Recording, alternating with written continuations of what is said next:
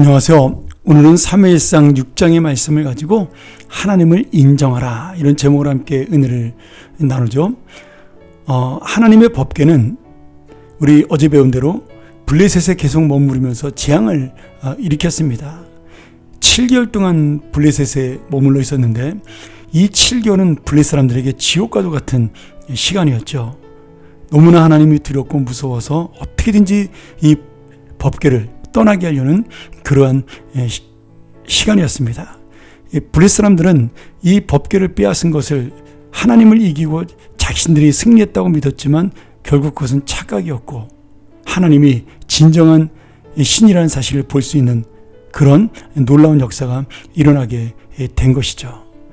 블레셋 사람들은 고민에 빠졌어요. 이 법궤를 어떻게 해야 할지, 그리고 돌려보내야 한다면 어떤 방법으로 제자리에 돌려보내야 될지 고민했고 제사장과 점쟁이들을 통해 물어보게 됩니다. 자, 이들에게 물어보니 지금 이렇게 말을 합니다. 이스라엘의 신의 그 법궤를 돌려보내려거든 그냥 보내서는 안 되고 반드시 그 신에게 제물을 바쳐야 되는데 그래야 오늘 우리에게 내린 그 병이 낫고 그 하나님께서 형벌을 거두지 않았는지도 알게 될 것이다. 그래서 그들은 그 하나님에게 바칠 제물로 금으로 만든 악성 종양 모양 5개와 금으로 만든 지 모양 5개를 구체적으로 만들라고 일러주었습니다. 역시 미신이죠. 그럼에도 그들이 하나님을 인정하고 두려워했다는 사실을 볼 수가 있습니다. 그리고 이 블레셋 사람들은 정말 이 계속해서 일어나는 재앙들, 이 전염병이 하나님에 의해서 일어난 것인지 아니면 우연으로 일어난 것인지를 그래도 시험해 보고 싶었어요. 그래서 이렇게 시험을 합니다. 새로 그 법궤를 끌고 갈 수레를 만들고, 그리고 멍에를 메어본 일이 없는 어미소 2마리가 속건제물이 실린 그 수레를 끌게 했습니다. 그리고 젖을 떼지 못한 송아지들을 그 어미소와 격리해 두었어요. 이런 상태로 어미소를 벳세메스로 가게 하면 본능적으로 그 어미소들은 그쪽으로 안 가고 새끼들이 있는 곳으로 가게 될 것이라고 생각을 한 것이죠. 그러면 뭐 당연히 이것이 우연이 아니라 맞는 것이다. 그러니 우리들에게 내린 재앙도 그냥 자연적으로 발생한 것으로 받아들여야 된다. 이렇게 생각을 한 겁니다. 어미소는 새끼를 보호하러 가는 것이 당연한 것이니까요. 그런데 이런 자연의 법칙을 거슬러서 만약에 어미소 2마리가 새끼들이 있는 곳이 아닌 이 법궤가 가는 방향 벳세메스로 간다면 이는 하나님이 일으키신 역사다. 그것이 증명되는 것이라고 생각을 했습니다. 12절에 보면 암소가 벳세메스 길로 바로 갑니다. 새끼들 돌아보지 않고 대로로 좌로나 우로나 치우치지 아니하고 끝까지 가고 그 블레셋의 사람들은 이 경계선까지 따라가죠.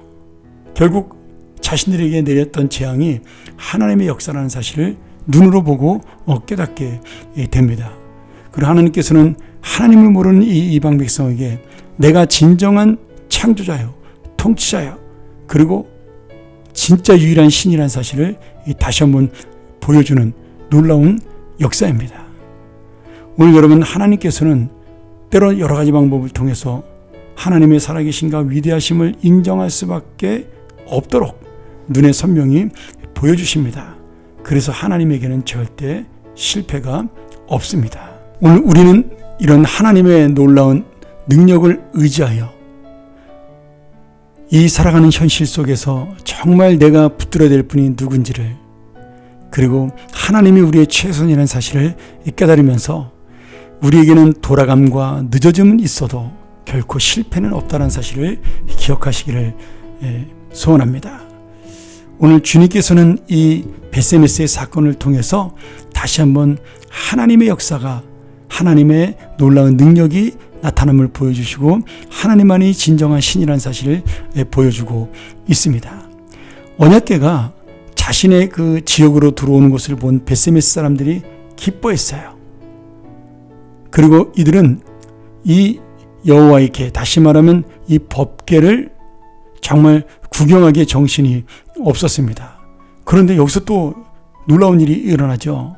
그들이 그만 자기들 마음대로 하나님의 법궤를 들여다보다가 하나님의 징계를 받고 70명, 가로치고 5만 70명이 죽었다 그랬는데 뭐 70명이라고 보는 것이 좋겠죠. 70명이 죽는 그런 비극적인 역사가 벌어집니다. 오늘 여러분 이 사건을 통해서 하나님의 거룩함은 절대로 훼손될 수 없다는 사실을 보여주고 있는 거죠.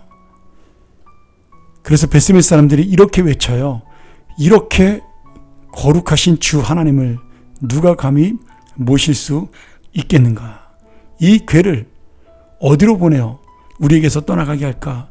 이 두렵고 거룩하신 하나님 앞에 우리들은 도저히 설 수 없는 존재다. 이렇게 고백을 하는 거죠. 여러분 이게 참 놀라운 은혜입니다. 이스라엘 백성도 하지 못한 고백을 지금 이방인들이 하고 있는 거예요. 그들은 하나님의 두려움을 깨닫고 하나님의 거룩함을 알고 있는 것입니다. 오늘 여러분 이 놀라운 사건을 바라보면서 우리의 믿음이 어디 있는가를 다시 한번 살펴봐야 되겠죠. 오늘 그러면서 우리가 다시 한번 하나님께서 얼마나 우리를 사랑하셨는가를 볼 수가 있어야 됩니다. 그리고 법궤는 이스라엘 백성에게 다시 우여곡절을 거쳐서 돌아오게 되죠. 오늘 저는 이 말씀을 통해서 참 하나님의 은혜를 깨닫습니다. 이방인에겐 두렵고 떨리는 하나님이 이스라엘 백성에게는 끝까지 은혜를 주시고 사랑하는 그런 하나님이라는 사실, 그들을 끝까지 기다려주는 하나님이라는 사실을 잘 우리가 깨달을 수가 있습니다.